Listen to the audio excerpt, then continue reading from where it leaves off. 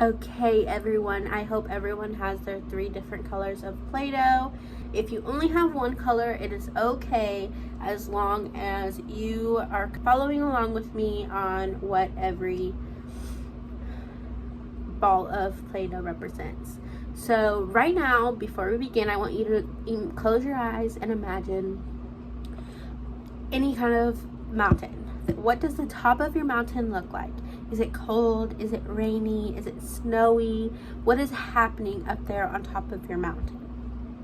And then I want you to grab 3 small balls of Play-Doh, and these are going to be representations of rocks.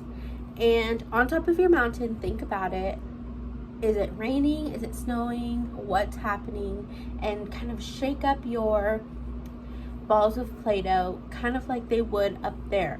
The rain would erode your rocks and move them from where they were to somewhere new, and eventually they would stack up on top of each other like this, and more rocks would form on top, eventually squishing all of them together. And you can kind of see the different layers of rocks here.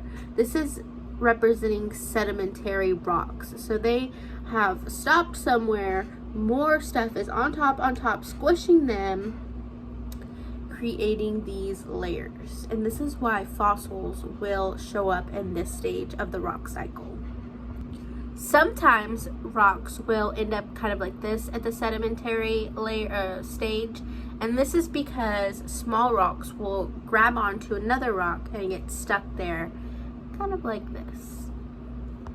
As these rocks are going deeper and deeper and deeper into the earth, it gets hotter. And the deeper and deeper and the hotter and hotter you go, you can start squishing your Play-Doh more, and you're starting to kind of lose the layers, and it's starting to just get more melted and compacted. This is what is happening, the metamorphic stage, and sometimes they even fold on top of each other, and they're folding and squishing with heat and pressure, and folding and squishing, and this will cause them to melt into magma.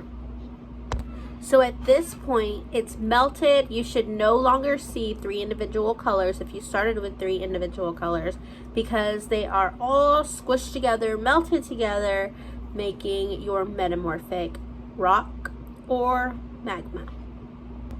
At this point, your magma can come up one of 2 ways. Like we talked about, it can come up in the earth, and it could become intrusive igneous rocks, or it can come up as lava, like out of a volcano. We're just gonna kind of make our magma come up and just poke holes in it. These are gonna be our air bubbles, and it's going to be our igneous rock.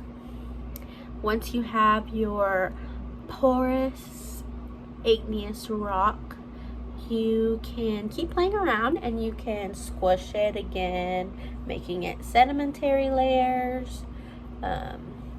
Again, think about your mountain. So what's happening in your mountain? Are they coming down the mountain and eroding and weathering from the rain and the river, and then compacting to be sedimentary layers? Or are you already at sedimentary layers and they're coming more and more down into the earth to become metamorphic rocks? You can just kind of take a couple of minutes to play around with it before we start our quiz.